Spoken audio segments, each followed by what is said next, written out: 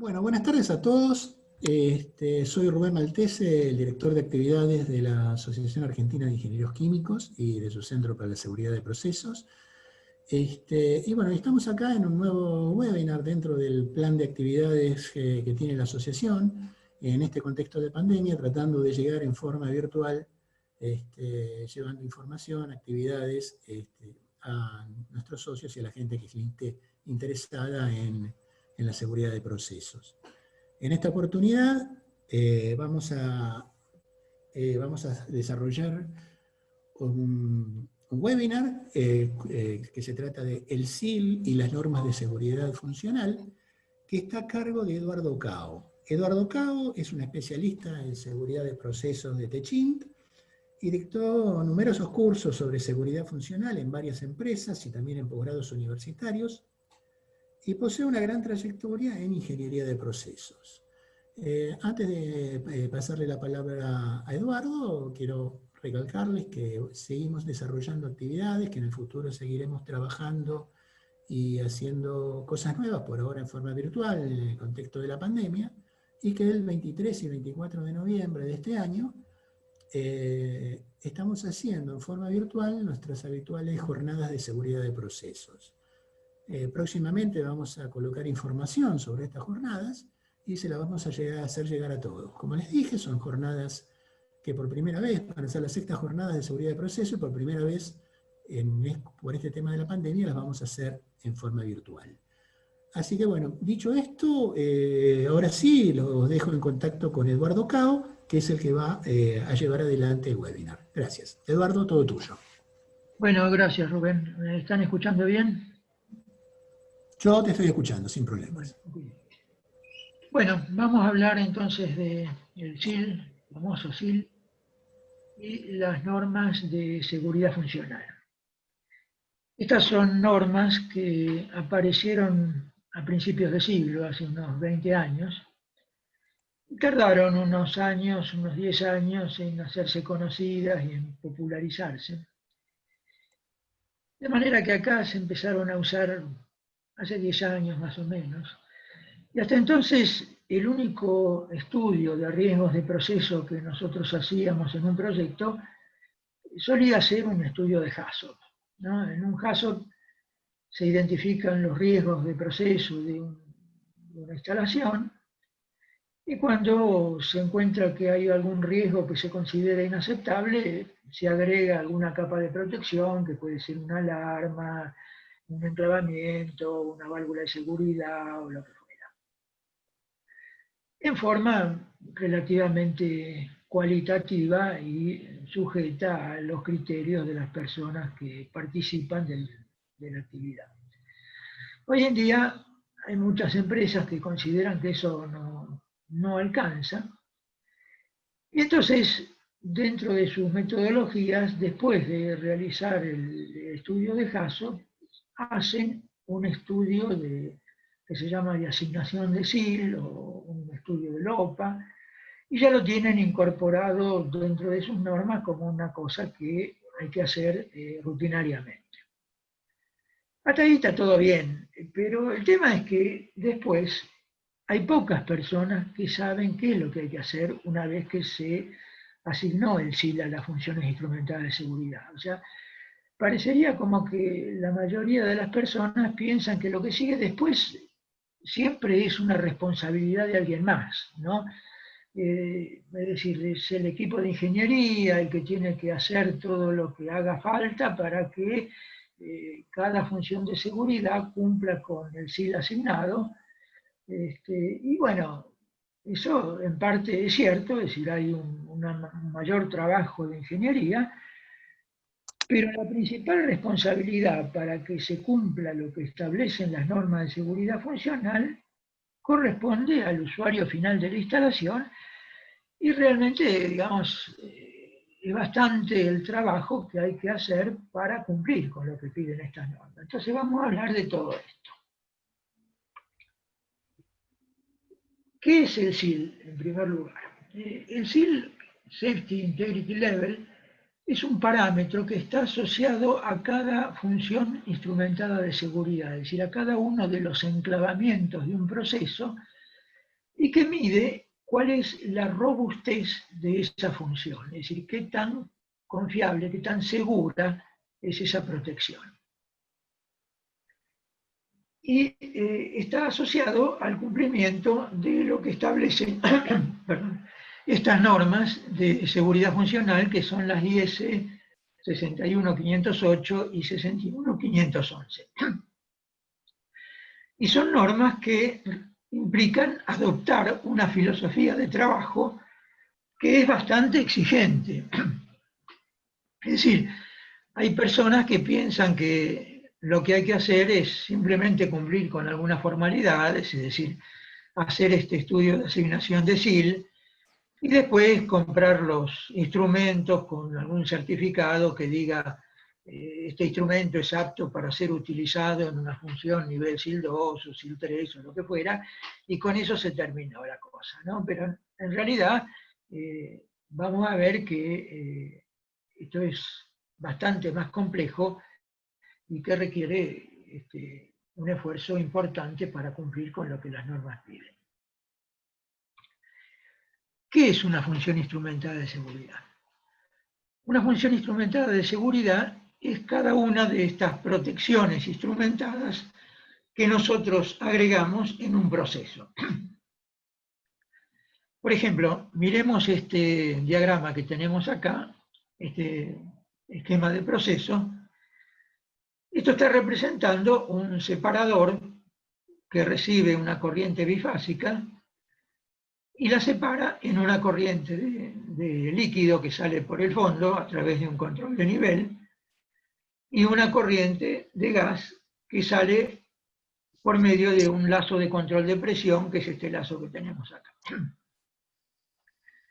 Puede ocurrir que ocurra un bloqueo en la salida de gas, por ejemplo, por una falla de este lazo de control que haga cerrar esta válvula, o que alguien cierre alguna válvula aguas abajo, o que se pare un compresor, o lo que fuera, y entonces el gas sigue ingresando al separador y podría ocurrir un exceso de presión que lleve a superar la presión de diseño del equipo. Entonces agregamos este otro lazo, que es una protección instrumentada, que consiste en un transmisor que mide que la presión está creciendo, le manda una señal a un ejecutor de lógica, que es un PLC, y ese PLC envía una señal al campo para que se cierre una válvula de entrada al equipo a través de un comando que despresuriza el actuador de la válvula y entonces la válvula cierra, bloqueando la entrada y protegiendo al equipo de la alta presión. Eso es una función instrumentada de seguridad. Es decir, básicamente cada una de las relaciones de una matriz causa-efecto que tenemos en un proceso es una función instrumentada de seguridad. Es decir, cada uno de los enclavamientos del proceso. Una función instrumentada de seguridad se compone de tres subsistemas. Hay un subsistema de detección, que es el sensor que tiene que detectar que la variable se está desviando. En nuestro caso es el transmisor de presión.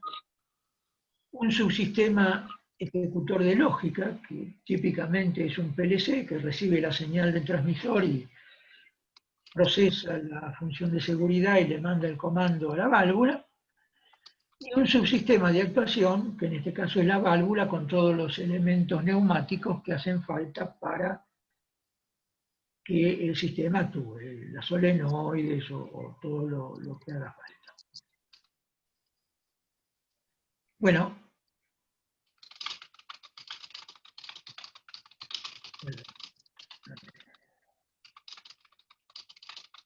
todas las funciones instrumentadas de seguridad que nosotros tenemos tienen una cierta probabilidad de fallar en el momento en que las necesitamos. Es decir, a eso se lo llama probabilidad de falla en demanda.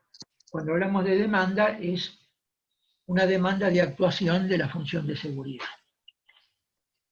Entonces, la probabilidad de falla en demanda es la probabilidad de que la función instrumental de seguridad, Safety Instrumenting Function, entonces, que la función instrumental de seguridad no actúe en el momento en que se demanda su acción protectora. Ese tipo de fallas son las fallas peligrosas de la función de seguridad porque hacen que la función de seguridad no nos proteja cuando tiene que hacerlo. Esa probabilidad de falla típicamente es un valor muy bajo, siempre es bastante menor que 1. Es un número, ¿no? Una probabilidad 10 a la menos 2, 10 a la menos 3. Por ejemplo, si decimos que la probabilidad de falla en demanda es 10 a la menos 2, 10 a la menos 2 es 1 sobre 100, significa que la válvula o la función va a fallar una vez de cada 100 veces que tiene que actuar. Por lo tanto, nos va a reducir 100 veces el riesgo. Es decir, decimos que su factor de reducción de riesgo es 100. O sea, probabilidad de falla en demanda y factor de reducción de riesgo son un mismo concepto. Uno es el inverso del otro, ¿no? Obviamente, cuanto más importante sea el riesgo que la función de seguridad está protegiendo, más bajo queremos que sea la probabilidad de falla en demanda. Es decir, queremos que la función sea tanto más segura cuanto mayor es el riesgo que está protegiendo.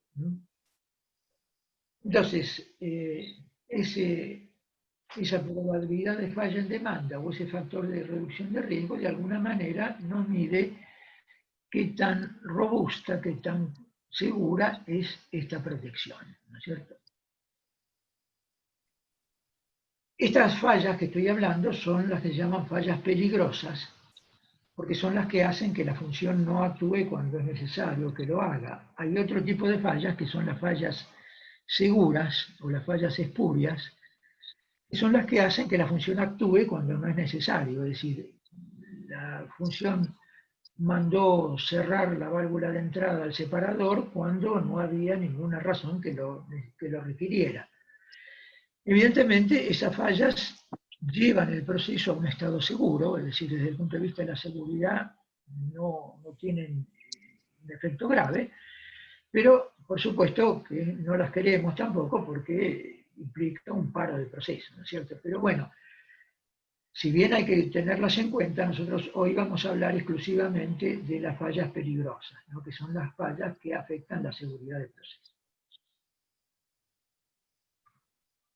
Entonces, las normas de seguridad funcional introducen el concepto de SIL, que es un parámetro que está relacionado con la probabilidad de falla en demanda de una función instrumental de seguridad. Y lo hacen a través de esta tabla que tenemos indicada acá.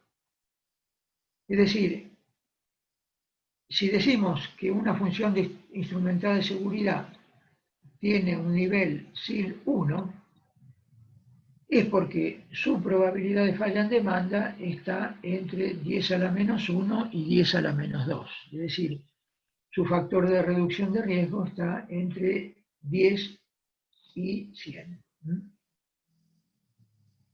Una función instrumental de seguridad de nivel SIL 2 tiene una probabilidad de falla en demanda entre 10 a la menos 2 y 10 a la menos 3, o sea, un factor de reducción de riesgo entre 100 y 1000, y así está el SIL 3, cuyo factor de reducción de riesgo está entre 1000 y 10.000.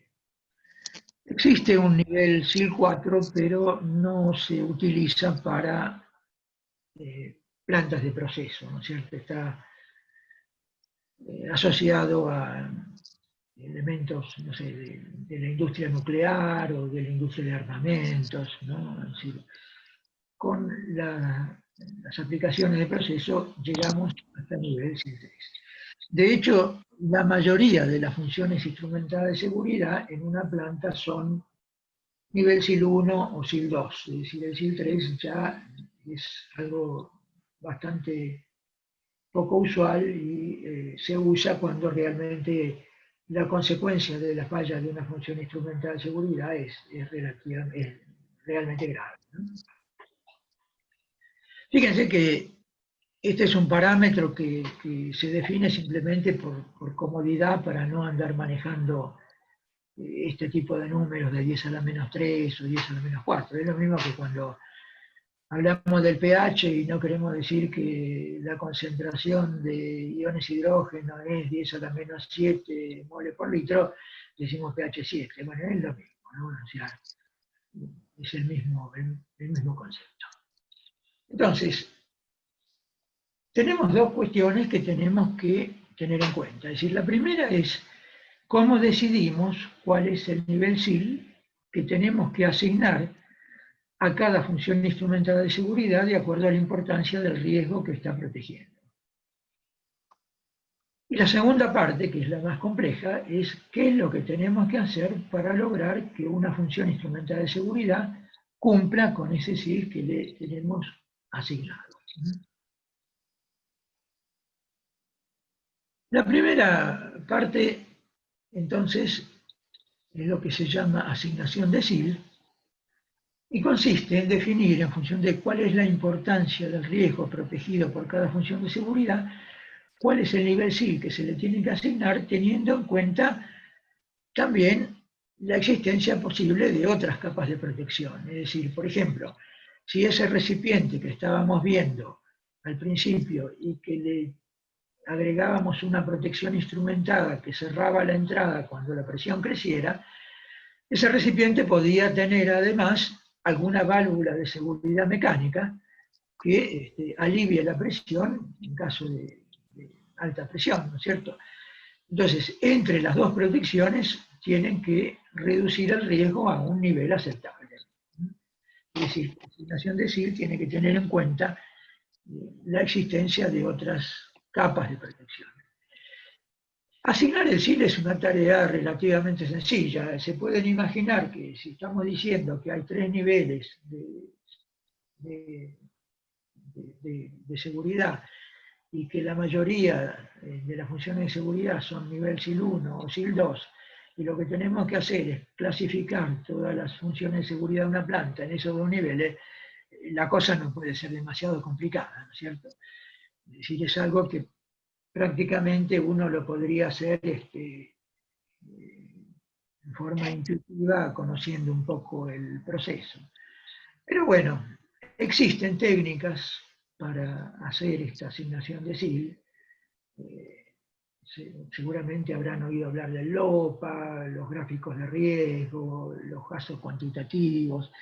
Es decir, hay algunas técnicas que mencionan las normas de seguridad que por supuesto tienen que estar calibradas de acuerdo a los criterios de aceptación de riesgo del usuario final, que es el que después va a convivir con el riesgo durante toda su vida, ¿no es cierto? Lo mismo que cuando hacemos un HACCP, el que define cuál es la matriz de riesgo que tenemos que utilizar es el usuario, porque a lo mejor para una empresa grande, como puede ser, qué sé yo, Aramco, una pérdida de 10 millones de dólares es una pérdida media, y para otra empresa una pérdida de 10 millones de dólares implica que la empresa se funde. Entonces, cada empresa tiene sus propios criterios de tolerabilidad de riesgo y en función de esos criterios tiene que definir cuáles son las técnicas y cómo calibrar esas técnicas para que reflejen su criterio de aceptación de riesgo. Bueno, entonces muchas empresas adoptan estas normas y hacen los estudios del OPA o los estudios de riesgo calibrado después de hacer un HACCP, y están muy orgullosos de haberlo hecho, pero el tema es, después de hacer esto, ¿qué sigue? Yo no me voy a detener en cómo hacer la asignación de SIL, porque ya les digo, es una cosa bastante simple, bastante sencilla. De todas maneras, si hay alguien al que le interese, eventualmente puede comunicarse con Rubén y podemos programar, digamos, alguna otra charla para explicar cómo son estas técnicas de asignación de SIL. Lo importante es que hasta ahora la asignación de SIL es nada más que una manifestación de deseos, es decir, lo que estamos diciendo es queremos que esta protección tenga una probabilidad de falla en demanda menor que 10 a la menos 2 o 10 a la menos 3. Ahora, evidentemente lo difícil es lo que viene después, ¿eh? Y sin embargo, yo veo que hay algunas empresas que hacen la asignación de SIL y después piensan que lo que sigue, alguien se tiene que ocupar, pero ese alguien siempre es otro, ¿no? O sea, nunca se involucran demasiado en todo lo que están pidiendo las normas para cumplir con el SIL asignado. ¿Qué es lo que hay que hacer? Lo que hay que hacer es cumplir con lo que piden estas dos normas, la IS 61508 y la 61511. La norma 61508 es una norma que está destinada a las empresas que fabrican elementos de seguridad. Es decir, las normas se refieren a equipamiento eléctrico, electrónico o electrónico programable utilizado en aplicaciones de seguridad.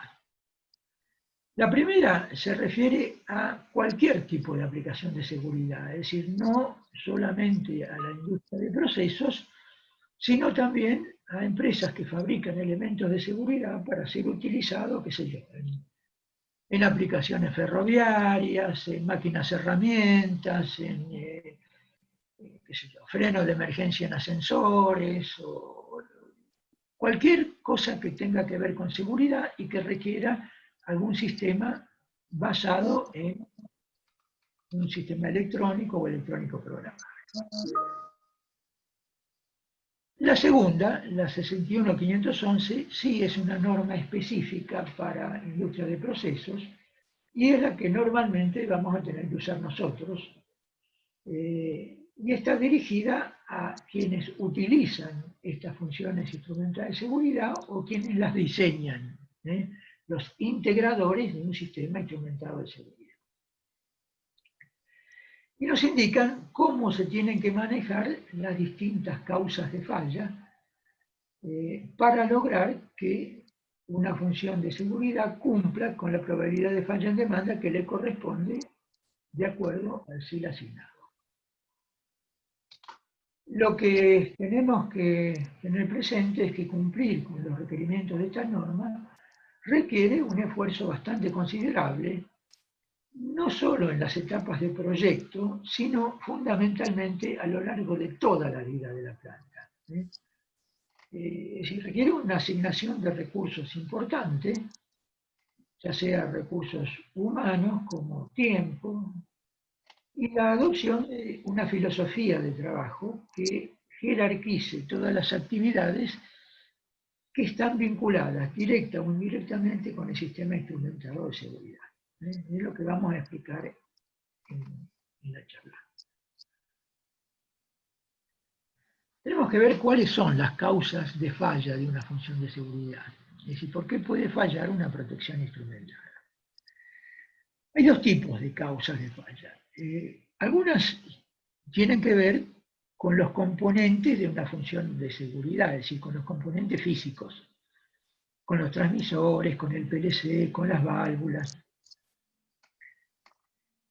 Pero otras tienen que ver con fallas humanas, es decir, fallas en los procedimientos o fallas porque las personas no hicieron lo que había que hacer. Y todos los estudios que se han hecho, ya sea en cuestión de falla de los lazos de control o de las protecciones de seguridad, muestran que la mayoría de las causas de falla de los sistemas instrumentados no son las fallas del hardware, sino las fallas humanas.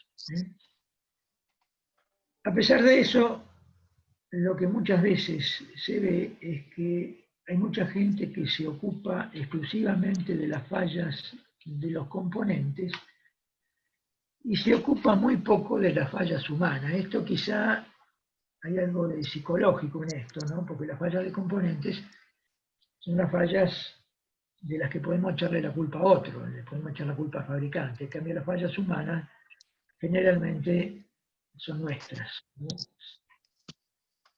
Pero bueno, vamos a hablar de los dos tipos de fallas. Las fallas de componentes, a su vez, pueden ser fallas sistemáticas o fallas aleatorias. Vamos a ver qué significa cada una de ellas.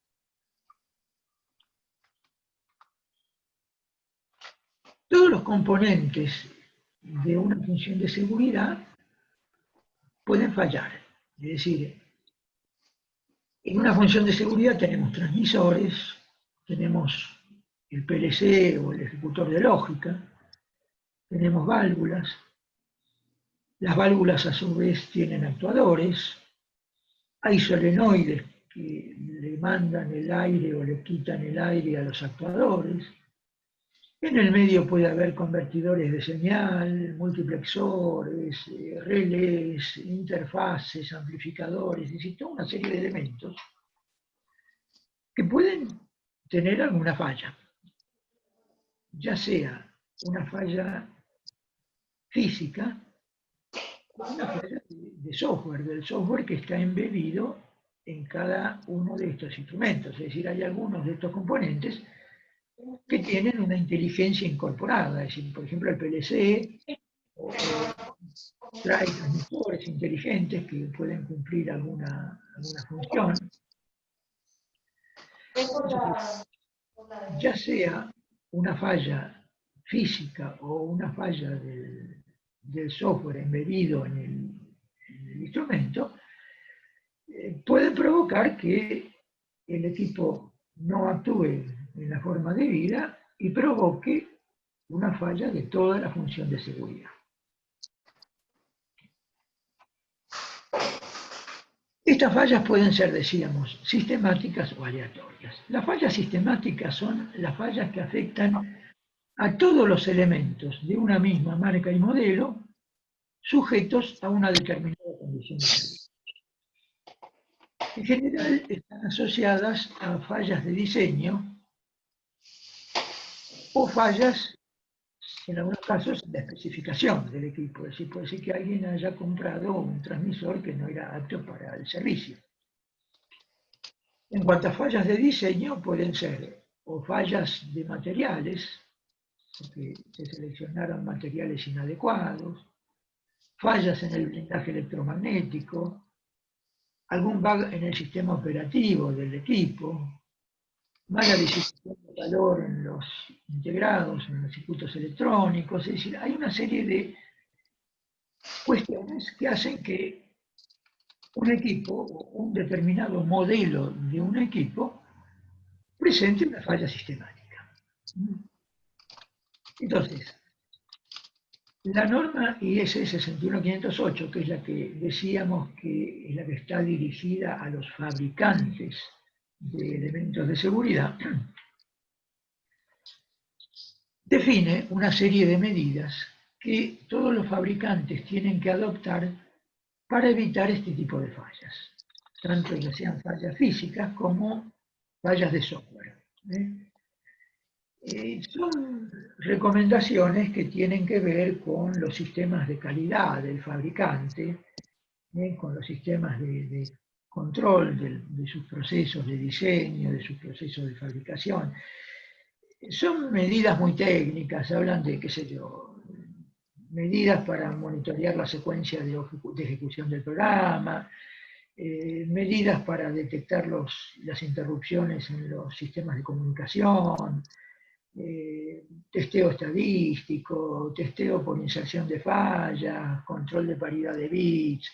Es decir, hay una serie de cosas que son muy técnicas y que están dirigidas a personas que son especialistas en todos estos temas, ¿no? Es decir, es una norma que está muy enfocada a especialistas en sistemas o especialistas en electrónica. Es decir, uno la lee y no entiende nada. O sea, la 61508 es una norma que apunta a los fabricantes, ¿no? Y las medidas que se tienen que adoptar dependen de cuál es el nivel SIL en el que va a utilizarse el elemento. Es decir, son más estrictas cuanto más alto es el nivel SIL en el que el elemento se va a utilizar. Ahora, un usuario, una persona que va a comprar un equipo, no tiene manera de saber si la empresa que diseñó ese elemento cumplió con todas las medidas que indican la norma 61508. Entonces, ¿cómo se soluciona eso? Se soluciona a través de los certificados de capacidad sistemática, que son certificados emitidos por alguna empresa de prestigio reconocido, que certifica que un proveedor, fabricante, diseñó y gestionó un equipo siguiendo las prescripciones de esta norma.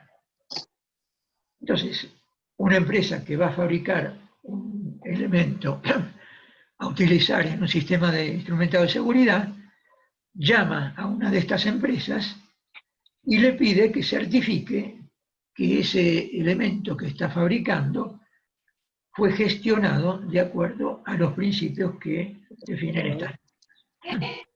Quedaron lindos los carteles. Bien. Entonces,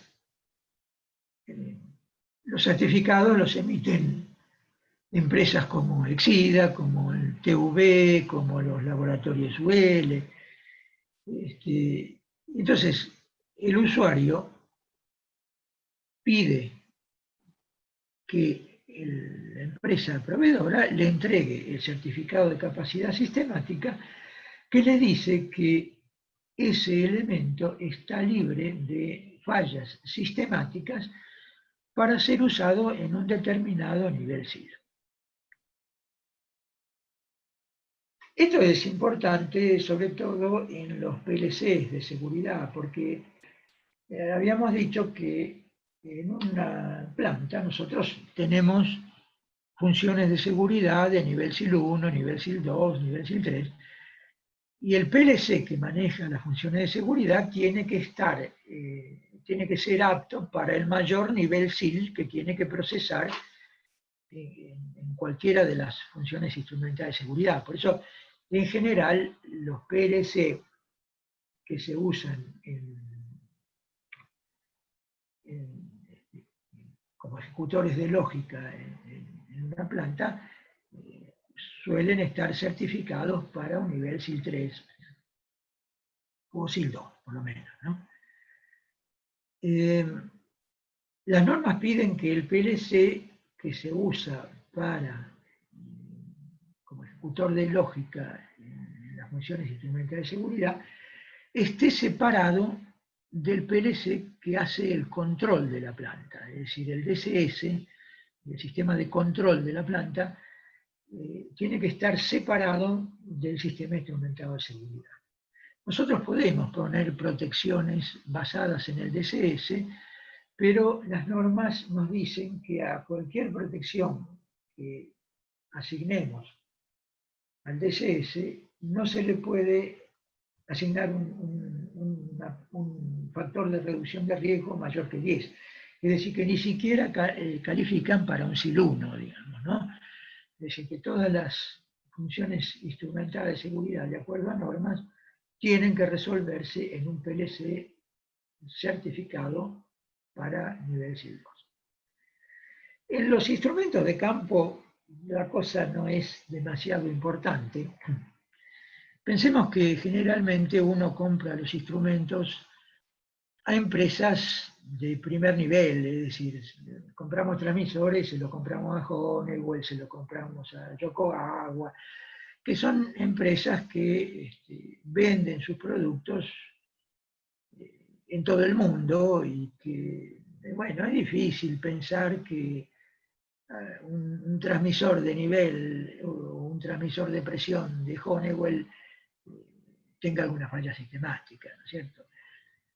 Por eso, digamos, yo le diría que de todos los requisitos que pide la norma, el tema de los certificados a mí es el que menos me importa, ¿no? Es decir, hay otras cosas que son mucho más importantes que este. Y sin embargo, hay gente que piensa que para que una función de seguridad cumpla con un nivel SIL, lo único que hace falta es que todos los elementos estén certificados para ese nivel SIL. Esto está muy lejos de la realidad. Si yo puedo tener todos los elementos de una función de seguridad certificado para nivel SIL 3 y la función de seguridad no calificar ni siquiera para nivel SIL 1. Es decir, hay muchas otras cosas adicionales que hay que cumplir.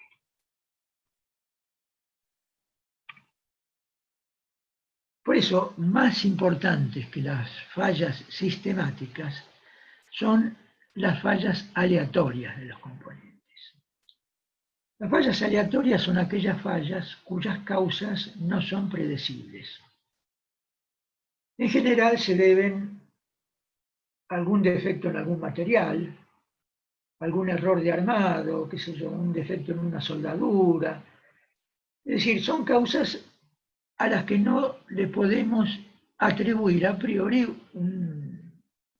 una determinada razón de ocurrencia, ¿no es cierto?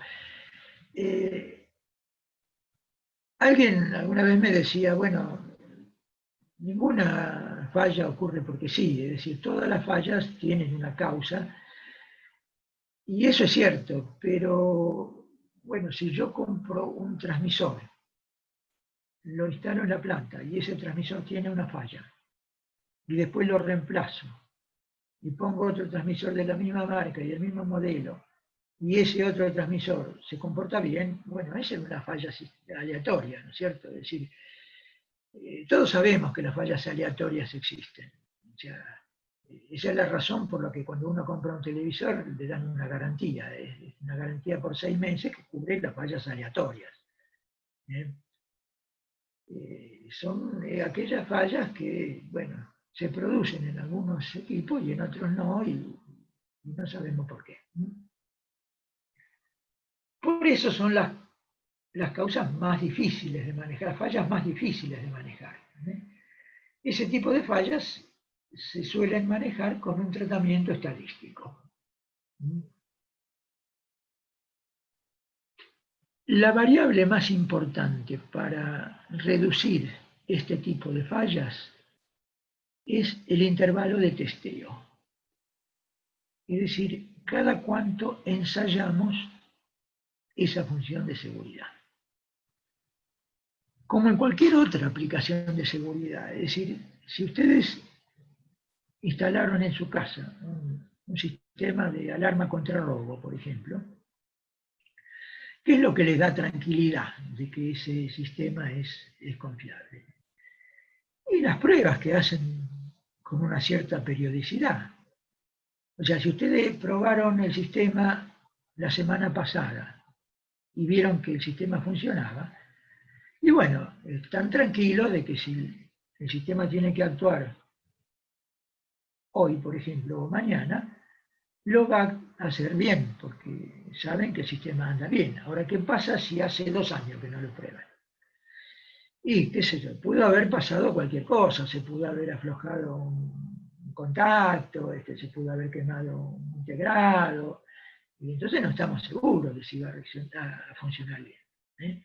Entonces lo que nos da confianza es probarlo con cierta frecuencia. Entonces, se presume que con una cierta periodicidad se hace un chequeo de todos los elementos que componen la función instrumental de seguridad.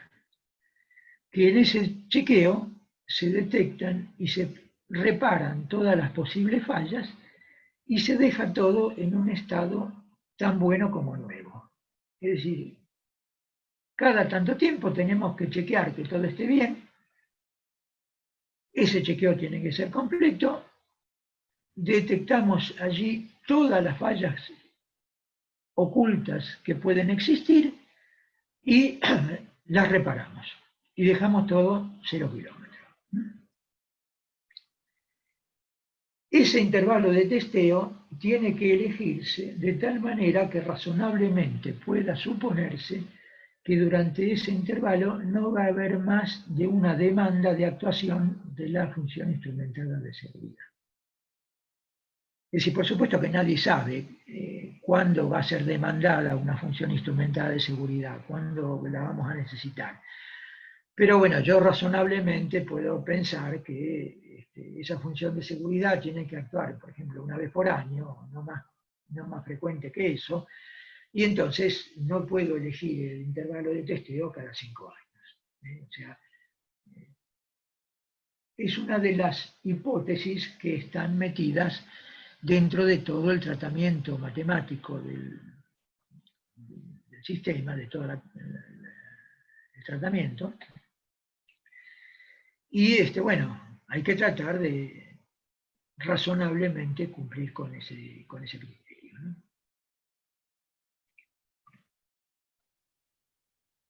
El otro parámetro que participa, digamos, de todo el cálculo es lo que se llaman las tasas de falla de todos los componentes. Es decir, cada componente de la función de seguridad, el transmisor, la solenoide, los relés, la válvula, tienen lo que se llama una tasa de falla, que es un parámetro estadístico que mide el número de fallas por hora o por año que ese elemento va a tener. Es decir, necesitamos conocer las tasas de falla de cada modo de actuación y de cada componente. Es decir, porque habíamos dicho que puede haber fallas seguras y fallas peligrosas. Es decir, para hacer el cálculo de la probabilidad de falla en demanda tenemos que ocuparnos de las fallas peligrosas, que son aquellas que hacen que la función instrumentada de seguridad no actúe cuando tiene que hacerlo. Ahora, ¿cuáles son las fallas peligrosas y cuáles son las fallas seguras? Depende de la aplicación. Porque yo puedo tener un transmisor de presión, por ejemplo, que actúe disparando una función instrumentada de seguridad cuando la presión crece. Por ejemplo, ese que teníamos en la primera diapositiva que vimos, que cuando se cerraba la válvula de salida del separador, crecía la presión y la función instrumental de seguridad, detectando la alta presión, mandaba a cerrar el entrada. Entonces, en ese caso, ¿cuál sería la falla peligrosa del transmisor? La falla peligrosa del transmisor sería que mida una presión más baja que la real. Porque entonces cuando la presión aumenta, el transmisor no se daría cuenta. Ahora, ese mismo transmisor yo lo puedo colocar en una función instrumentada de seguridad que actúe por baja presión. Por ejemplo, una función de seguridad que tenga que parar un compresor por baja presión de succión. Entonces, en ese caso, ¿cuál sería la falla peligrosa? La falla peligrosa sería que el transmisor mida más que el valor real. Porque entonces nunca cortaría por baja presión. Entonces, de acuerdo a la aplicación, tenemos que decidir qué tipo de fallas son las que van a generar una falla peligrosa y qué tipo de fallas son las que van a generar una falla segura. Y conociendo los distintos modos de falla de un elemento, de cualquiera de los componentes de una función de seguridad, podemos conocer la tasa de falla peligrosa y la tasa de falla segura. Ahora, ¿de dónde sacamos estos datos? Bueno, esta es la parte más complicada de todo el circo del CID.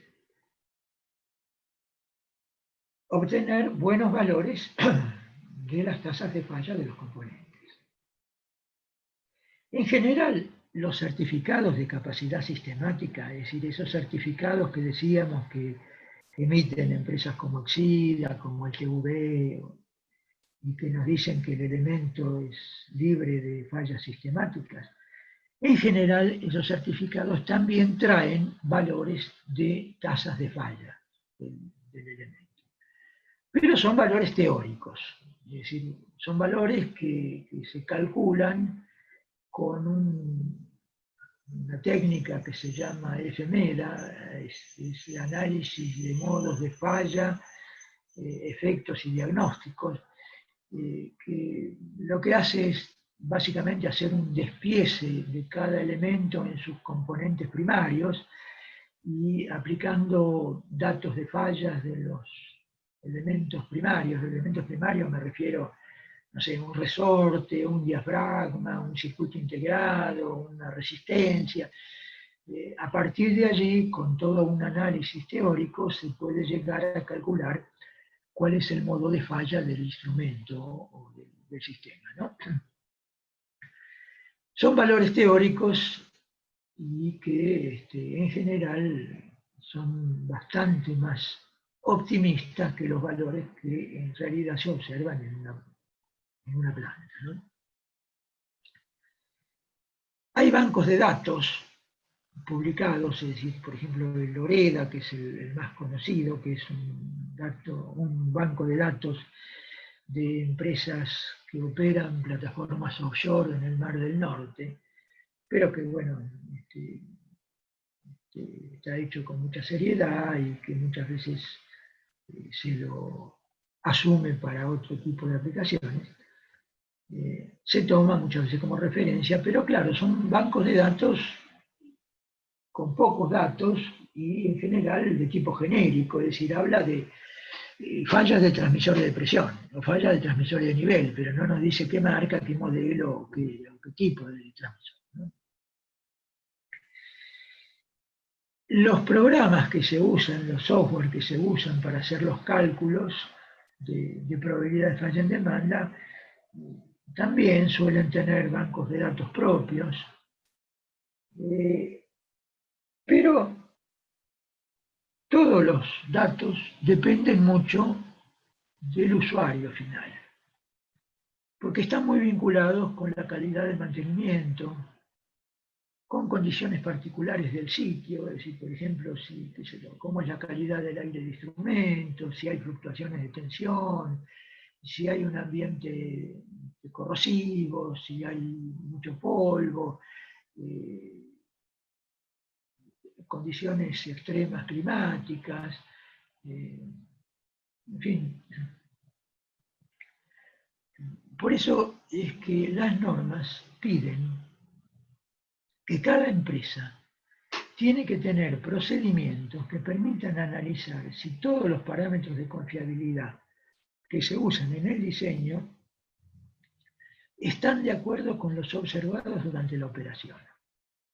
Y estos procedimientos deben definir las acciones correctivas en caso necesario. Es decir, se puede hacer un estudio de riesgo tomando datos de un banco de datos de falla, o tomando los datos que recomienda Exida, o tomando los datos que salieron de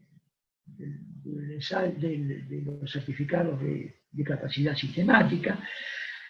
Pero después cada usuario tiene que ir recogiendo información de campo y verificar que realmente esos valores que se utilizaron responden a los valores que están siendo vigentes en nuestro proceso y en nuestra planta.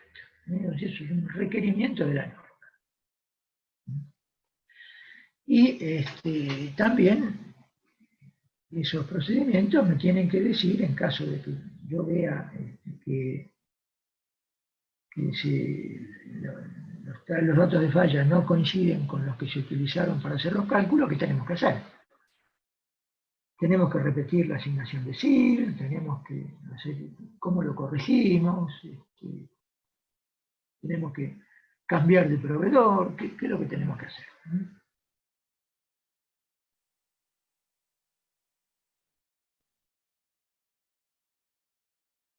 Bueno, vamos a ver cómo se produce la falla de algún componente de una función instrumental de seguridad. Supongamos que estamos considerando un transmisor o una válvula o una solenoide. La probabilidad de que ese elemento falle a lo largo del tiempo, lo van a llamar PFT, probabilidad de fallo en función del tiempo. O sea, la probabilidad que falle en los T años que arrancan desde su instalación es una función que responde a una expresión matemática de este tipo. Es una exponencial que va creciendo con el tiempo asintóticamente a 1. Es decir, si yo instalo un transmisor y no lo pruebo nunca, y bueno, al cabo de un número muy grande de años, seguramente el día que yo lo necesite, lo voy a encontrar con una falla. Es decir, la probabilidad de falla va creciendo a lo largo del tiempo.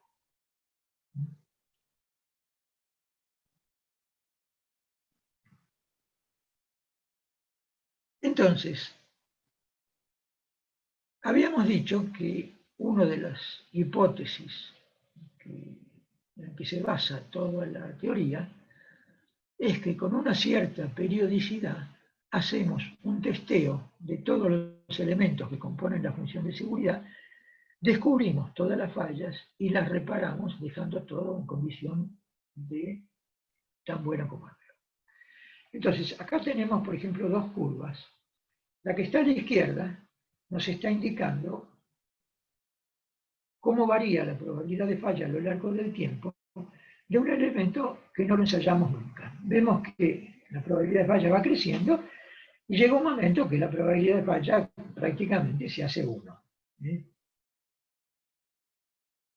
En cambio, en el diagrama de la derecha, vemos que ese mismo elemento tiene una probabilidad de falla que va creciendo hasta llegar a un tiempo TI, y en ese tiempo TI ensayamos el elemento, si tiene alguna falla la reparamos y lo volvemos a dejar en 0.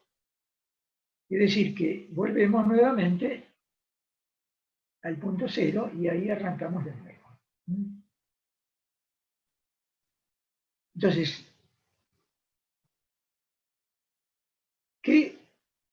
¿cuál es el efecto que esto tiene sobre la probabilidad de falla en demanda? Habíamos dicho, la probabilidad de falla en demanda es la probabilidad de que haya una falla en el momento que ocurre la demanda, ¿no? Por supuesto, nosotros no sabemos en qué momento va a ocurrir la demanda. Supongamos que yo tengo una función instrumentada de seguridad que responde a esta curva de la izquierda. Si la demanda de actuación de la función de seguridad ocurre muy poquito después que yo puse el elemento en servicio, la probabilidad de falla de ese elemento va a ser baja y por lo tanto la probabilidad de que falle ante la demanda también va a ser baja. Ahora, si la demanda ocurre hacia el final de la vida del elemento y ese elemento nunca fue ensayado, y la probabilidad de falla en demanda va a ser alta. Entonces, como no sabemos en qué momento vamos a tener esa demanda, ¿qué es lo que hacemos? Y tomamos un promedio a lo largo de todo el ciclo de trabajo de ese componente. Entonces, por ejemplo, si yo tengo un elemento cuya curva de variación de falla a lo largo del tiempo responde a la curva de la derecha, la probabilidad de falla en demanda la tengo que tomar como el promedio de toda esa curva, que será un valor como este que estamos marcando como probabilidad de falla en demanda AB, la AB es average, o sea, es la probabilidad de falla en demanda promedio, y es este valor. Ahora, si al elemento lo ensayamos muy seguido, el valor promedio se reduce. Entonces la probabilidad de falla en demanda va a ser más baja. Es decir, que la probabilidad de falla en demanda y por lo tanto el nivel SIL dependen de qué tan frecuente ensayamos a esa función de seguridad. O sea, la probabilidad de falla en demanda depende del intervalo de testeo. Yo puedo tener dos funciones instrumentadas de seguridad exactamente con el mismo hardware, es decir, con el mismo transmisor, el mismo PLC, la misma solenoide, pero si una la ensayo más seguido que la otra, una será SIL 2 y otra será SIL 1. O sea, el nivel SIL depende de qué tan frecuentemente la ensayamos. O sea, el periodo de testeo es la variable más importante que define el SIL. Y por lo tanto, hay que hacer un buen testeo para garantizar que vamos a cumplir con el SIL.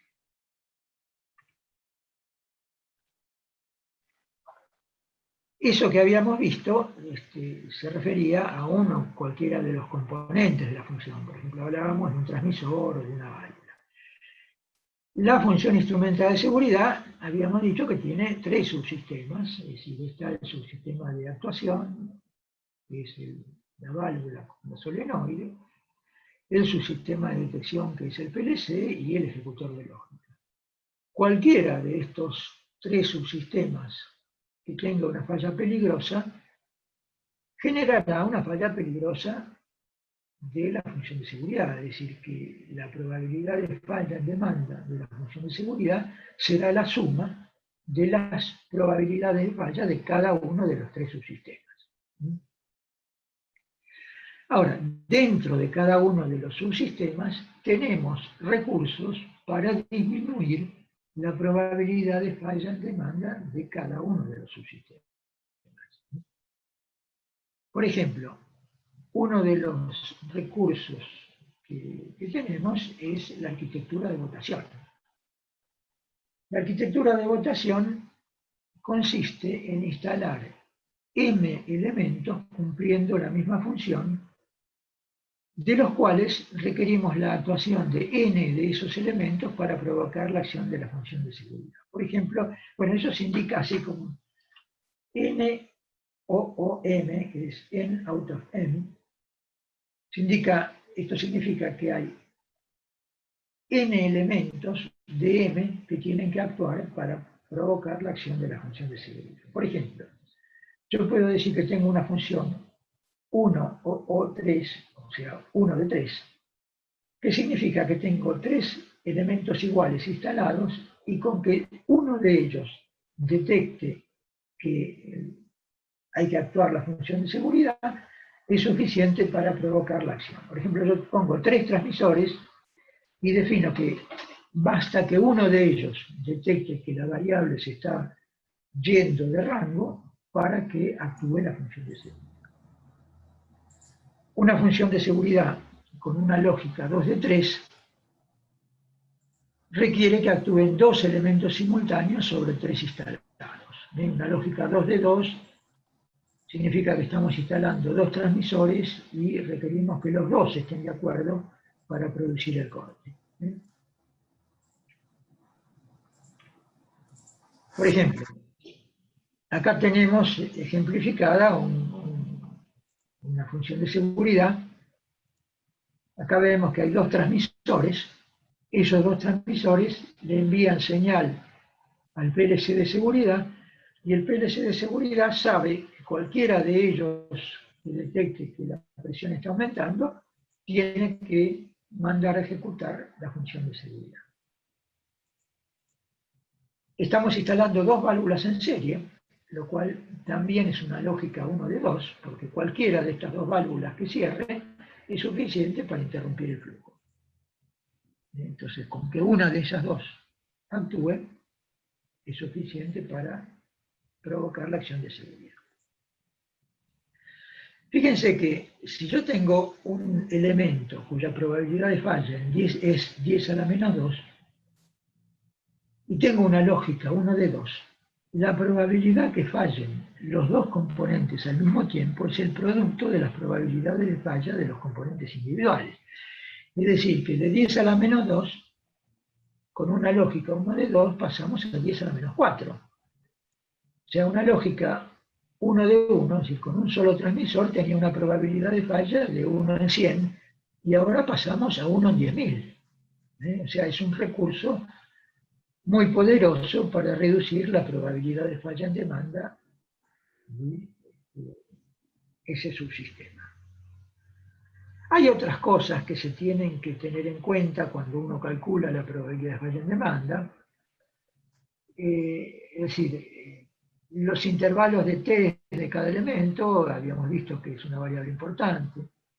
La posibilidad de autodiagnóstico que tienen algunos elementos inteligentes, es decir, hay algunos transmisores que son capaces de detectar algunas de sus propias fallas. Es decir, el transmisor tiene rutinas de chequeo que le dicen que algo no está andando bien dentro del transmisor, es decir, que hay problemas de comunicación o que hay problemas de control de paridad de bits que le dicen que hay una información recibida por el transmisor que no puede ser, digamos, o bueno, algunas cosas que el transmisor es capaz de detectar. Y entonces, obviamente, o bien uno puede programar a esa función de seguridad para que en caso de falla de algún elemento la función vaya a un estado seguro o le dé una alarma al operador. Y todo eso sirve para reducir la probabilidad de falla. También, bueno, en algún momento puede ser que tengamos que hacer mantenimiento de alguno de los componentes y entonces lo estamos sacando de servicio. En ese momento ese componente durante un determinado tiempo no está operando y eso por lo tanto aumenta la probabilidad de falla porque la falla se puede producir en el momento en que ese componente está siendo reparado. Entonces hay una serie de técnicas que teniendo en cuenta todas estas cosas, la probabilidad de ensayos parciales y demás, permiten, conociendo los lambda, conociéndose el intervalo de testeo, calcular cuál es la probabilidad de falla en demanda de la función instrumental de seguridad. Y entonces, otro de los requerimientos de las normas es que por cálculos se pueda demostrar que la probabilidad de falla en demanda de cada función instrumentada corresponde al SIL que se le asignó. Hay varias técnicas matemáticas para hacer esto, es decir, técnicas como el árbol de falla, diagramas de confiabilidad, modelos de Markov. En algunos casos siempre se pueden usar algunas ecuaciones simplificadas, pero bueno, de alguna manera en la ingeniería se tiene que demostrar, se tiene que probar que las funciones de seguridad tienen la probabilidad de falla que se le haya asignado junto con el SIL. Esto significa un trabajo relativamente importante durante la ingeniería, ¿no?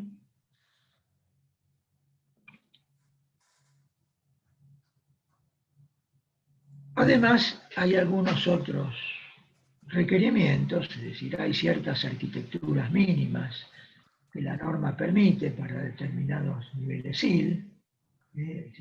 Por ejemplo, yo voy a usar una norma, un criterio, un nivel SIL 3 en una función de seguridad.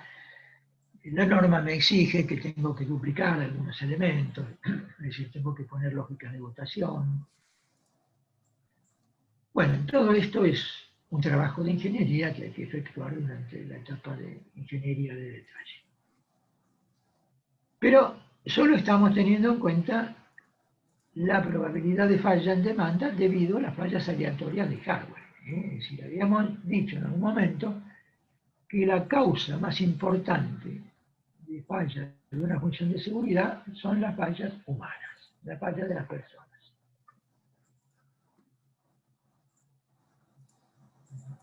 ¿Qué tipo de fallas humanas podemos tener? Hay infinidad de causas de fallas. Por ejemplo, errores en la transmisión de información. Piensen ustedes que desde el momento que empezamos a concebir el sistema, desde el momento que hacemos un HAZOP, hasta que la planta está funcionando, la información va pasando por una serie de etapas, es decir, ahí participan ingenieros de proceso, ingenieros de instrumentación y control, compradores, proveedores, configuradores del software, instaladores, operadores. Es decir, la información va pasando de una mano a la otra y entonces estamos seguros de que toda la información fue fluyendo sin degradarse a lo largo de toda esa cadena. O información desactualizada, es decir, esta es una causa de falla muy común, es decir, que en una empresa no se actualicen todos los registros de información que están vinculados con el sistema de seguridad. Por ejemplo, imagínense que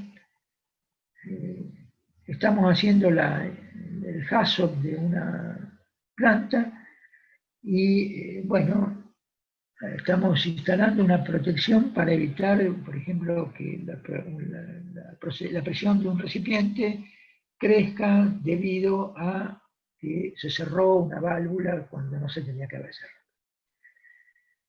Esa función de seguridad tarda un determinado tiempo en cerrar la válvula y entonces tenemos que estar seguros de que mientras la válvula cierra, la presión no creció hasta alcanzar la presión de diseño. Entonces hay un ingeniero de proceso que tiene que hacer los cálculos y ese ingeniero de proceso hace una simulación dinámica y demuestra que para que la válvula haya cerrado antes de que la presión llegue a los 20 kilos por centímetro cuadrado, la válvula tiene que empezar a cerrar cuando la presión está en 17. Entonces se fija el set point de actuación de esa función en 17 kilos por centímetro cuadrado.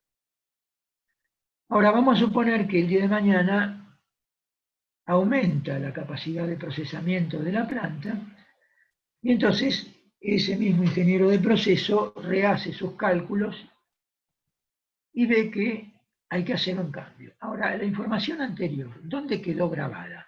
¿Dónde quedó registrada? Y quedó registrada en los documentos del caso, en los documentos de asignación de SIL, en la especificación de requerimientos de seguridad, en la información de programación del PLC, en las instrucciones al operador, quedó transcripta en los PNIDs, quedó en la hoja de datos del transmisor. Entonces, cuando haya que hacer un cambio, porque cambió la capacidad de operación de la planta, ¿estamos seguros que toda esa información fue actualizada en todos los lugares donde figuraba? Porque si no, el día de mañana, que hay que reemplazar a ese transmisor, el que tenga que especificar un transmisor nuevo, ¿dónde va a ir a buscar la información que le dice a qué nivel tiene que estar calibrado el transmisor? Y la va a buscar en el primer lugar donde la encuentra, es decir, en cualquiera de esos documentos.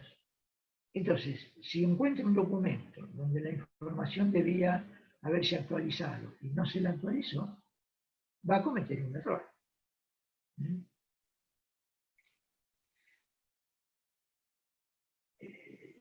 A nosotros nos pasa muchas veces que estamos trabajando sobre una planta, con un revamping de una planta y la misma gente que opera la planta nos pasa información y nos dice, pero yo de esto no estoy muy seguro, porque esta es una información muy vieja, yo no sé qué pudo haber pasado. Esa es una causa frecuente de fallas. Errores en la ingeniería.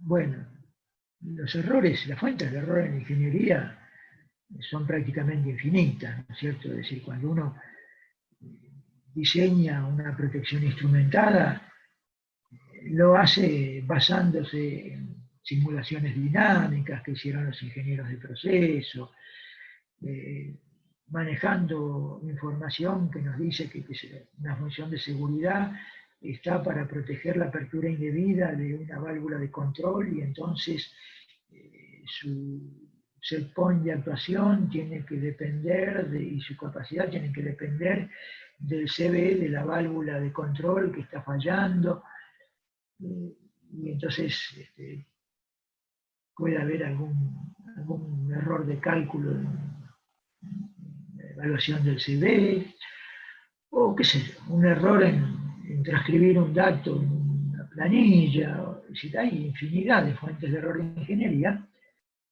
que pueden hacer que una función de seguridad tenga errores, ¿no? O errores de instalación y de mantenimiento, es decir, puede haber fallas en un instrumento que se usó para calibrar un transmisor. Violación o falta de procedimientos. Esta es quizás la causa más frecuente de fallas humanas.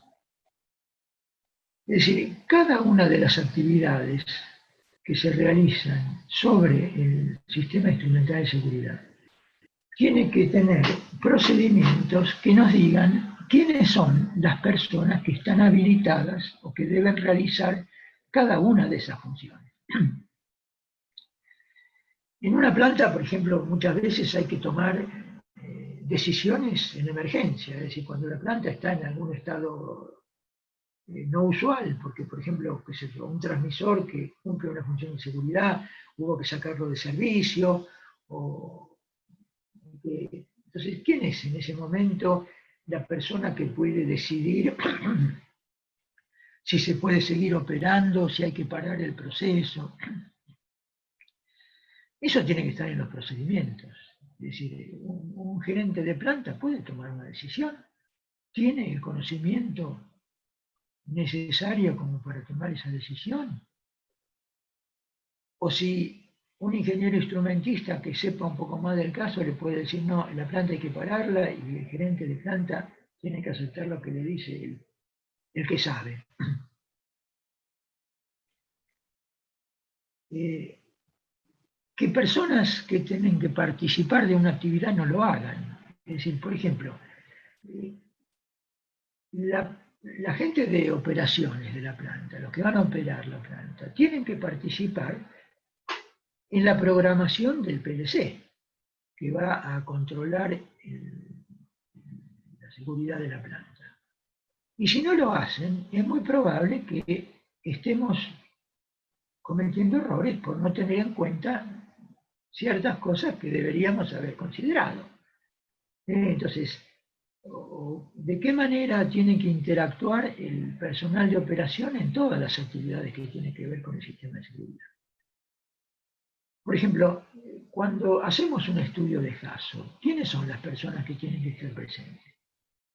A mí me pasa muchas veces que decidimos que hay que hacer un estudio de caso y las personas que vienen al estudio son las que tenían tiempo ese día, pero estamos seguros de si son las personas más capacitadas para estar presentes y las que deberían estarlo. ¿Quién decide cuándo hay que rehacer un hazard?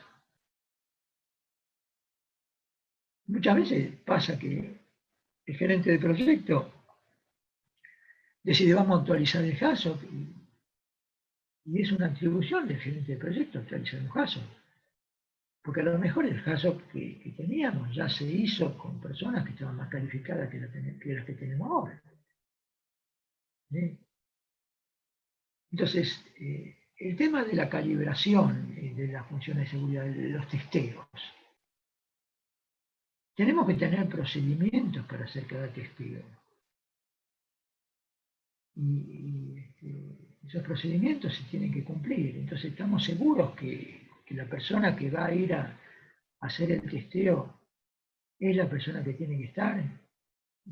La falta de capacitación, ¿no? O sea, todas las personas que participan de cualquier actividad tienen que tener la capacitación suficiente como para eso.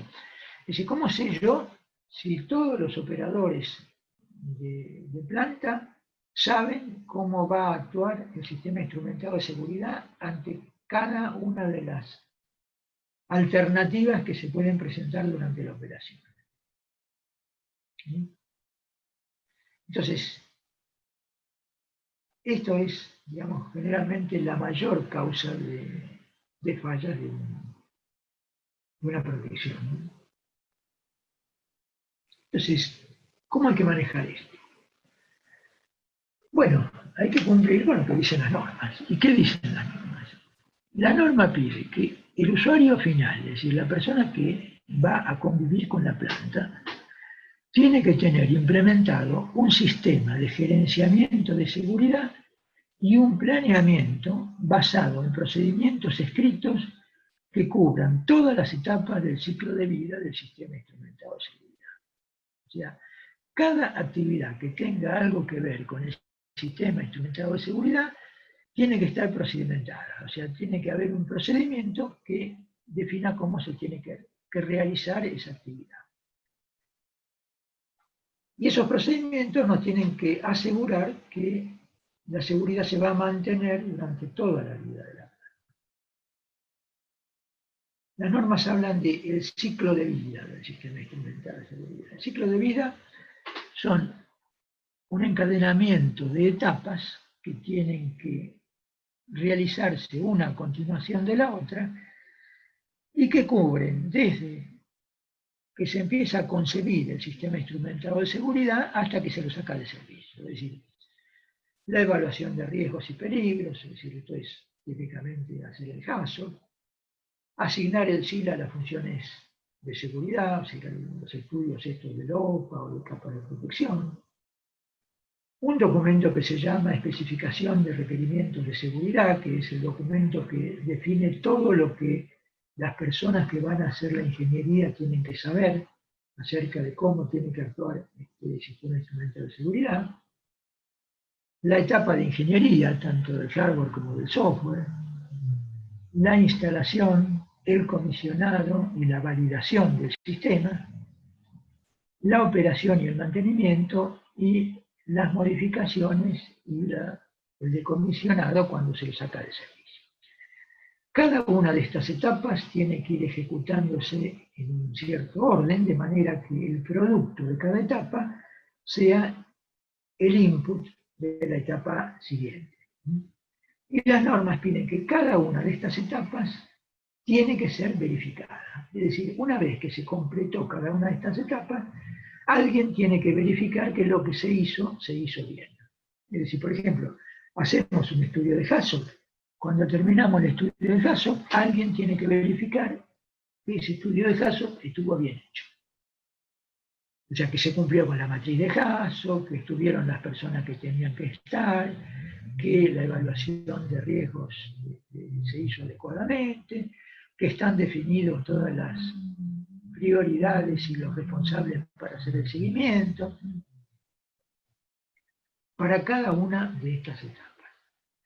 Y además, la norma pide que en determinados momentos de este ciclo de vida se hagan unas evaluaciones que se llaman assessments, que significa una especie de auditoría para comprobar que todos los procedimientos se encuentran vigentes, es decir, que no se produjo ninguna degradación en los procedimientos del ciclo de vida.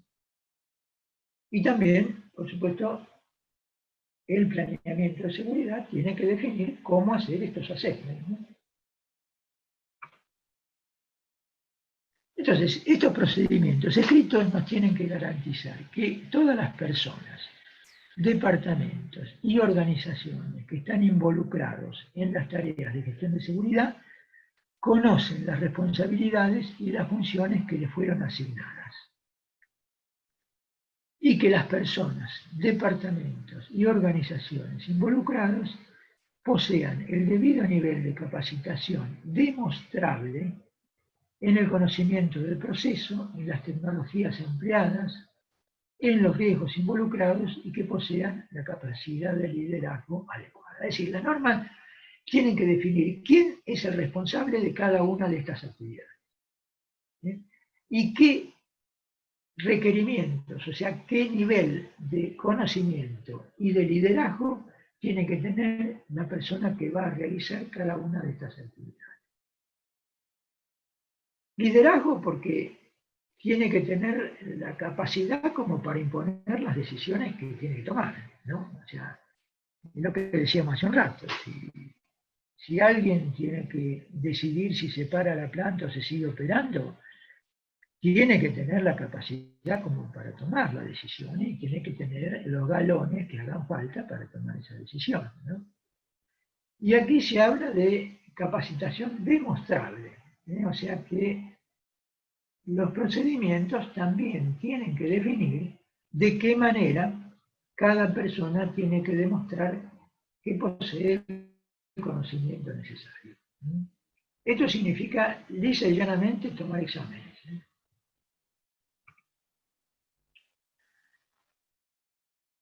O sea, la norma directamente habla de evaluaciones periódicas que se tienen que tomar a las personas que tienen que participar de cada actividad. Las normas tienen que definir, las normas, cuando me refiero a normas, hablo de los procedimientos del sistema de calidad, ¿no? O sea, en realidad, digamos, son los procedimientos del sistema de gerenciamiento. Entonces, tienen que definir de qué manera se va a realizar cada una de las actividades, es decir, cómo se va a hacer el testeo de una función de seguridad, cómo se va a hacer un caso, cuál es la matriz de riesgo que se va a utilizar, y cómo se va a hacer la validación del sistema una vez que ya esté instalado, cómo se va a aprobar el programa del PLC, cómo se van a documentar y distribuir todos los resultados, es decir, de qué manera se va a protocolizar que se hizo cada actividad, de qué manera se va a verificar cada una de estas actividades que decíamos que tenían que ser verificadas, cómo se van a realizar modificaciones, de qué manera los responsables de cada una de estas etapas van a estar en comunicación y van a interactuar con las personas que tienen que realizar la etapa siguiente, es decir, cómo le van a transmitir la información, cómo se van a reunir, cómo se van a realizar las discusiones. Todo esto tiene que estar indicado en los procedimientos de gerenciamiento de seguridad.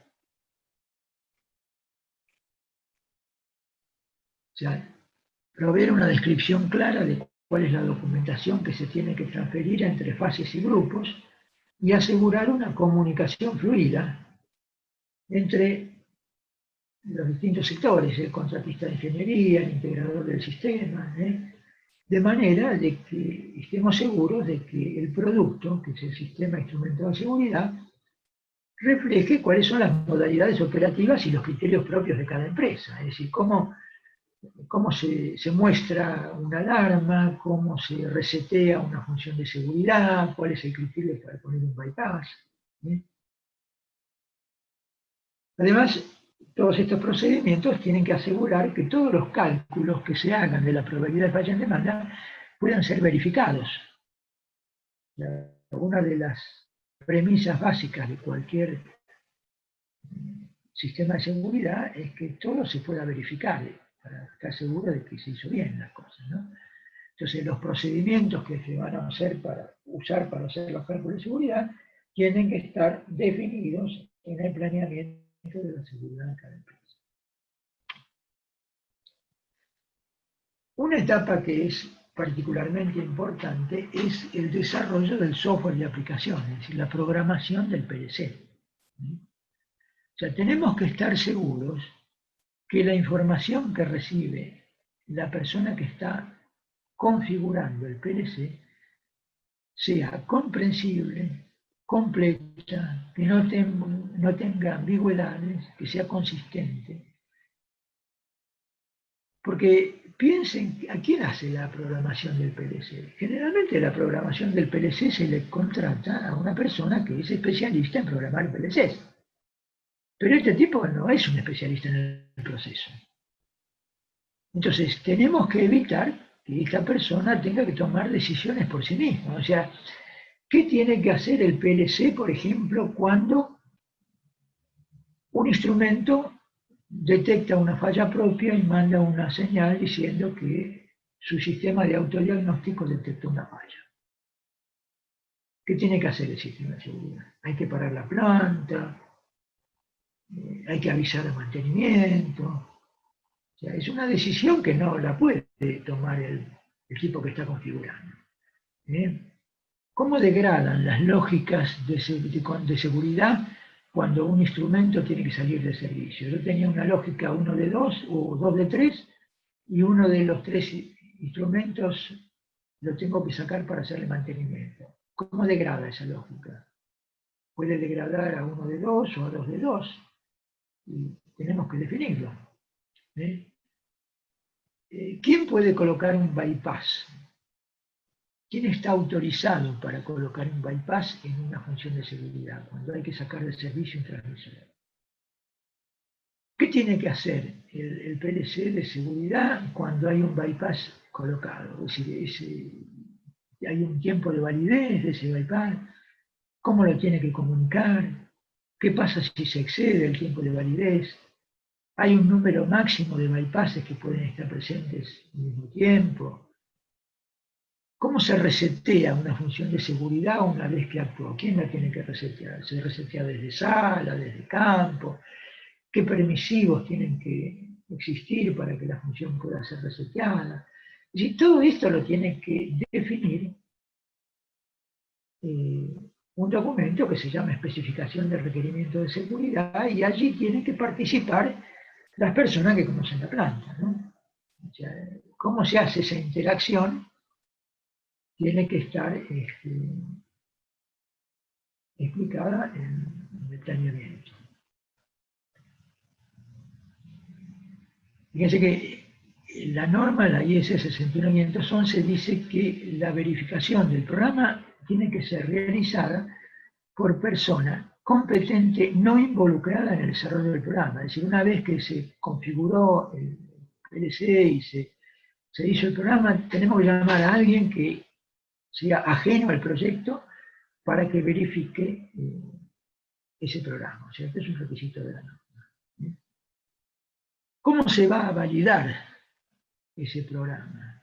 Es decir, ¿quién es el encargado de hacer la validación y de tomar la decisión final de decir yo respondo de que este sistema instrumental de seguridad cumple con todo lo que fue definiéndose a lo largo del proyecto que se puede poner en marcha? Pavadita la responsabilidad. Y sin embargo, yo no conozco, o nunca me tocó participar en un proyecto donde yo vea un procedimiento que defina quién es el responsable de validar el sistema de seguridad. Entonces, ¿quién toma a cargo la tarea? Y bueno, qué sé yo. El tipo que estaba disponible en ese momento, el tipo que es un poco más proactivo, al que le gusta más hacer esas cosas. Pero es la persona que debería hacerlo.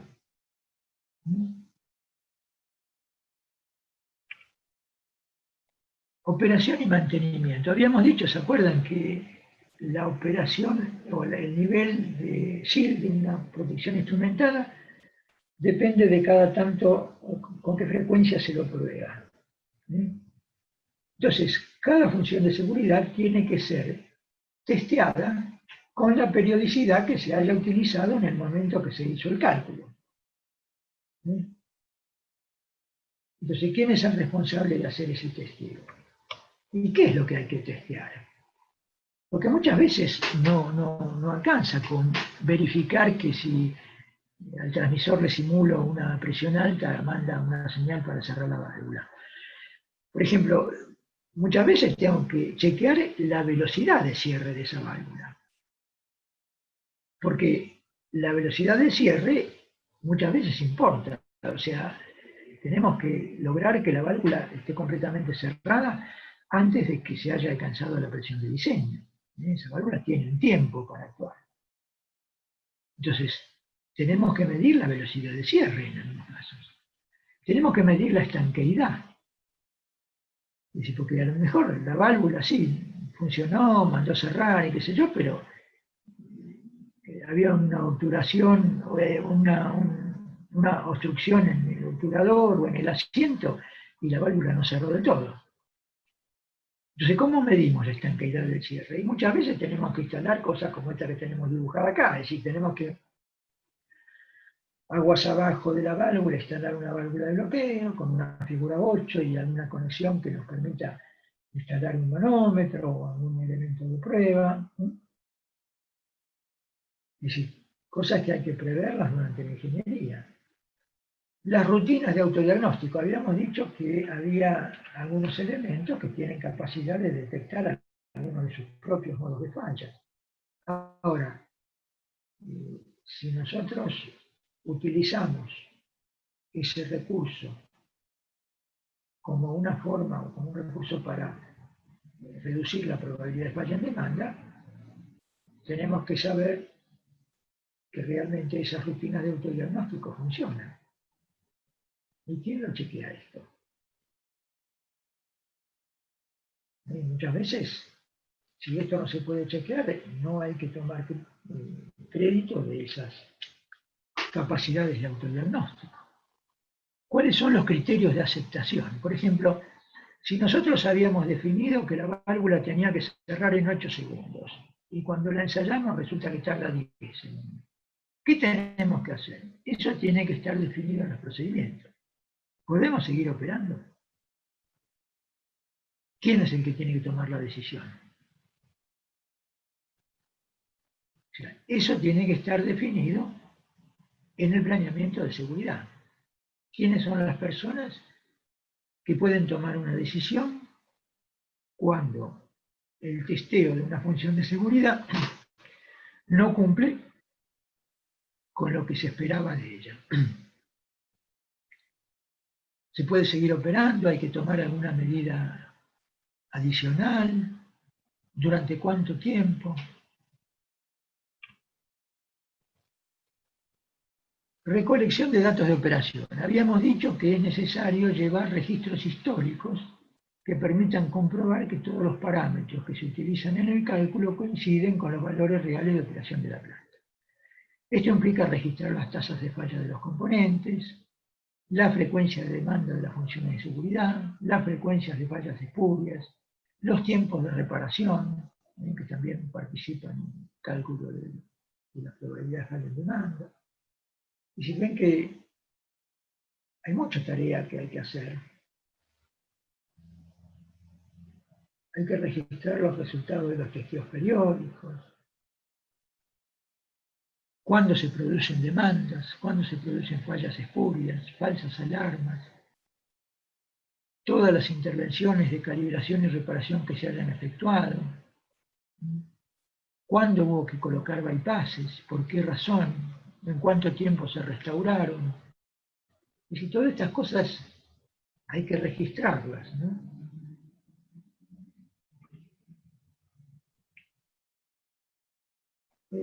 Por eso, piensen que todo esto no es exclusivamente una actividad durante el proyecto, no es una actividad que haya que hacer durante la ingeniería del proyecto. No es una responsabilidad de la empresa que hace la ingeniería y la instalación de la planta. A lo largo de toda la vida de la planta, hay que tener vigente todos estos procedimientos. O sea, el SIL de una función de seguridad no es como, qué sé yo, la presión de diseño de un equipo, que se asigna en el momento del proyecto y después se va a mantener durante toda la vida. El SIL de una función de seguridad hay que mantenerlo con esfuerzo. Es decir, hay que mantener en vigencia todo este planeamiento de seguridad. Hay una regla que muchas veces se menciona, que es la regla de los 320, se llama, que se refiere a todas las etapas que hacen al ciclo de vida de un sistema de seguridad, que dice que las etapas de diseño, de concepción de un sistema de seguridad, suelen llevar unas 20 semanas, es decir, hacer el HACCP, hacer el estudio de asignación de SIL, preparar los requerimientos de especificación de seguridad de las funciones, 20 semanas, típica. Las etapas de ejecución, es decir, hacer la ingeniería, hacer la compra de todos los elementos, instalarlos, validarlos, suele llevar unos 20 meses. Y las etapas de operación suelen llevar unos 20 años. Es decir, que el mayor tiempo que requiere un sistema instrumentado de seguridad es durante la operación.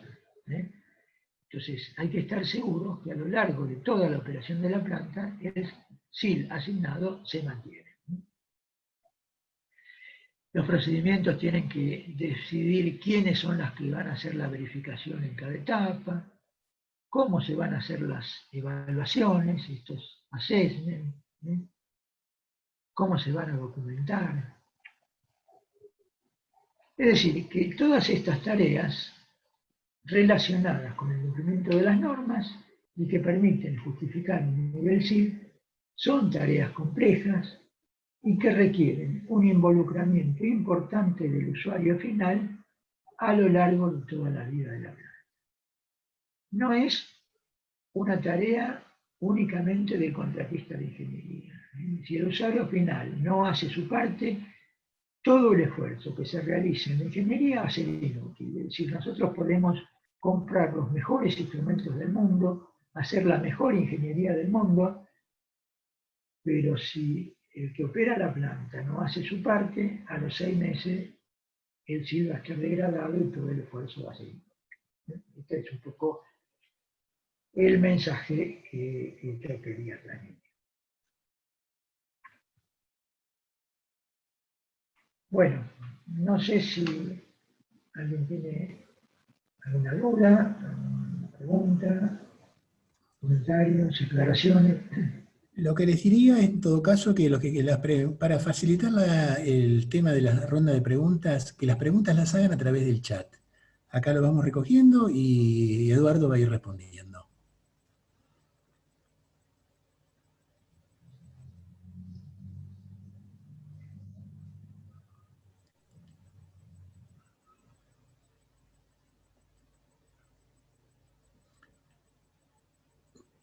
Bueno, no veo ninguna pregunta en el chat. En todo caso, diría que si alguien tiene alguna pregunta, que active, mejor dicho, su micrófono y la haga directamente.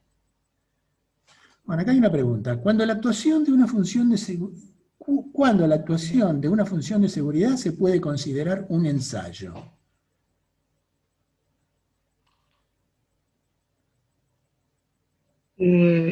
Bueno, la actuación de una función de seguridad,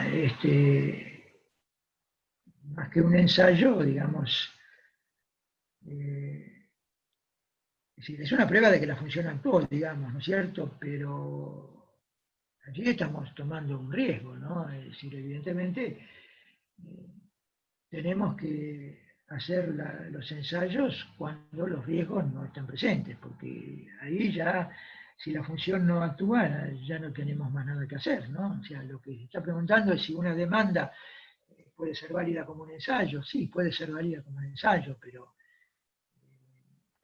piensen, digamos, en lo que habíamos dicho, de que hay que asumir que el periodo de ensayo o la frecuencia de ensayo no puede ser mayor que la frecuencia esperada de demanda. Es decir, nosotros no podemos confiar tampoco en tener una demanda una vez por año si pensamos que esa función no vamos a hacer un ensayo sin actuarla. Perdón, a ver. Si la función de seguridad la probamos actuando, lo que nos va a pasar es que el día que no actúe, ya va a ser demasiado tarde. La podemos tomar como válida, digamos, que la función de seguridad actuó. Pero, por ejemplo, si hay alguna causa, bueno, sí, podemos tomarla como válida. Yo, digamos, no recomiendo tomarla como práctica, pero sí, es un ensayo. Bueno, no sé si hay alguna pregunta más que quieren hacernos. Acá preguntan, ¿cuál es la última revisión de la norma 61511? Es del 2016, creo, o 2014 o 2016, 2016, ¿verdad?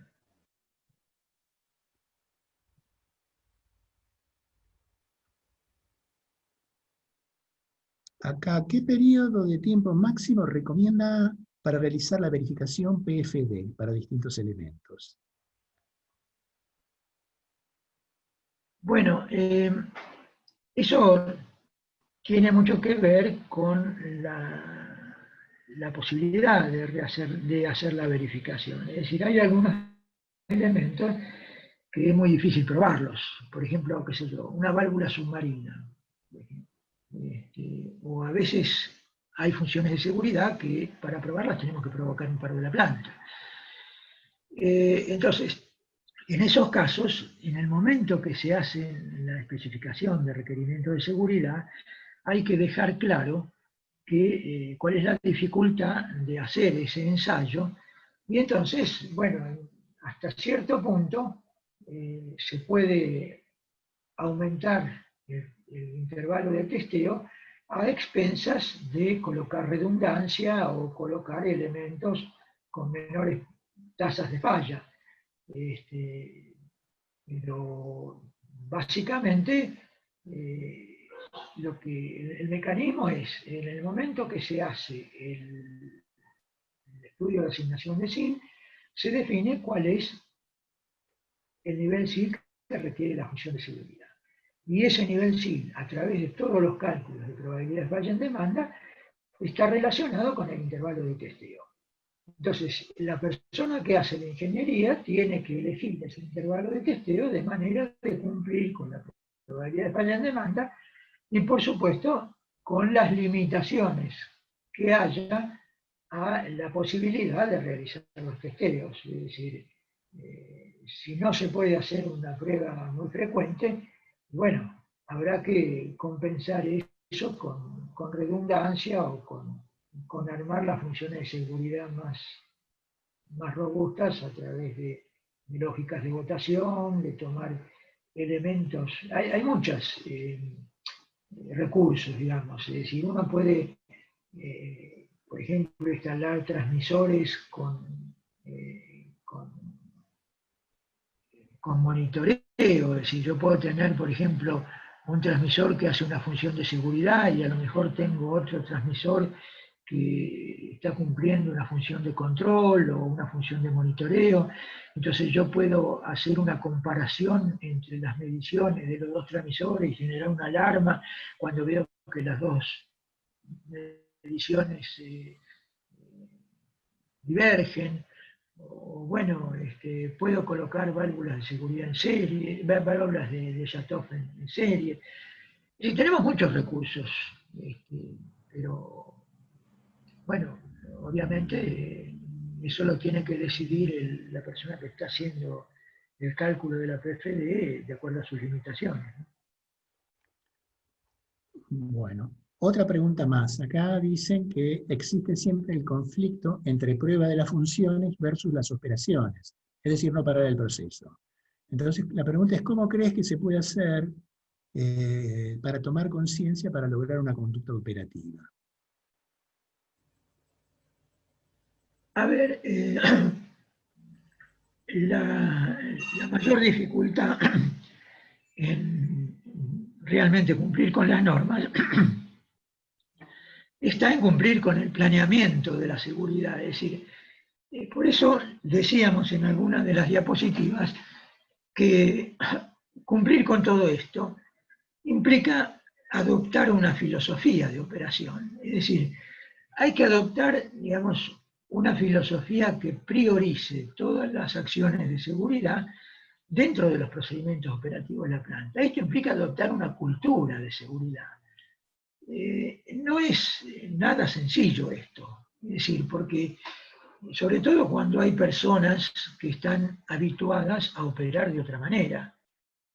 Yo lo que veo es que muchas empresas tienen gente que conoce de estos temas, tiene algún departamento de seguridad de proceso, esos departamentos ejecutaron procedimientos de planeamiento de seguridad, pero después en la práctica, las personas que tienen que llevar a cabo todos esos procedimientos ni siquiera los conocen. Es decir, nosotros, por ejemplo, interactuamos con algunas empresas que tienen sus propias normas o sus propios procedimientos de planeamiento de seguridad, pero después yo tengo que interactuar con el tipo que está dirigiendo una planta que está instalada en medio de la selva y que hace el procesamiento de una corriente de gas, y ese tipo ni siquiera sabe cuáles son las normas o cuáles son los procedimientos o qué quiere decir la seguridad funcional. No sabe ni lo que es el SIL. Entonces, evidentemente, hacer o difundir todo esto dentro de una empresa es algo que requiere tiempo, que requiere esfuerzo, que requiere una tarea muy grande y que requiere conseguir que la gente se involucre en esta filosofía de trabajo. Esto es muy difícil, o sea, y requiere un esfuerzo grande de difusión y que la gerencia de la empresa realmente esté comprometida en esto. Es decir, si no hay un compromiso gerencial y un convencimiento gerencial de la utilidad de llevar a cabo todo esto, nunca se va a poder lograr, digamos, salvar ese problema, ¿no?, entre operación y seguridad. Bueno, tenemos una última pregunta, Eduardo. Los procedimientos de cómo actuar frente a las fallas. La pregunta es si se realizan durante el estudio SIL. ¿Cómo actuar frente a las fallas? A ver, no sé qué... Bueno, el tema es, se pregunta a ver si, ¿cuándo se realizan los procedimientos de cómo actuar frente a las fallas? Si es durante el estudio SIL. A ver, cuando se hace el estudio de HACCP, o cuando se hace el estudio de asignación de SIL, lo que en realidad se está definiendo es una probabilidad de falla en demanda. Dentro del cálculo de la probabilidad de falla en demanda que se hace cuando se está haciendo la ingeniería, se puede ver o se puede calcular si ante una falla de un transmisor o ante una falla de cualquier componente de una función de seguridad que requiera sacar de servicio a ese componente, se sigue cumpliendo con el SIL asignado. Es decir, uno de los parámetros que hay que tener en cuenta al hacer estos cálculos es cuál es el tiempo medio de reparación de cada elemento. Entonces, al hacer el cálculo se puede ver si, por ejemplo, yo saco de servicio 8 horas un transmisor para hacerle una reparación y en ese caso o en ese momento la función de seguridad se degrada y en vez de ser una lógica, no sé, 2 de 3 pasa a ser una lógica 1 de 2, puedo calcular si todavía sigo cumpliendo con la probabilidad de falla en demanda. Es decir, durante el cálculo de la probabilidad de falla en demanda podemos ver si todavía seguimos cumpliendo con el SIL asignado. El problema es cuando estamos con sistemas con lógicas de votación 1 de 1, porque si yo tengo un único transmisor y lo saco de servicio, bueno, me quedo sin la función de seguridad. En esos casos, las normas lo que piden es que se tienen que tomar alguna acción adicional que garantice que se sigue operando con la misma seguridad que cuando la función de seguridad estaba instalada. Y esto prácticamente es muy difícil, es decir, lo que nos está diciendo es que hay que parar la planta directamente, ¿no es cierto? Pero en aquellos casos en que hay lógicas de votación, o en aquellos casos en que, digamos, se puede justificar que existen procedimientos alternativos que se pueden tomar, por ejemplo, Fíjense, yo puedo tener el caso este de la protección instrumentada, que me cerraba la entrada al recipiente por alta presión, pero quizás además tengo una válvula de seguridad mecánica, ¿no es cierto? Entonces, puedo sacar de servicio la protección instrumentada y durante un tiempo confiar solamente en la válvula mecánica, y todo eso sale de un cálculo, porque la válvula mecánica tiene una cierta probabilidad de falla en demanda y yo puedo demostrar a lo mejor que sin la sin la protección instrumentada, durante 8 horas igual sigo cumpliendo con el SIL asignado. Es decir, durante el cálculo de probabilidad de falla en demanda es el momento en que hay que justificar si se puede sacar de servicio o no una protección instrumentada, ¿no?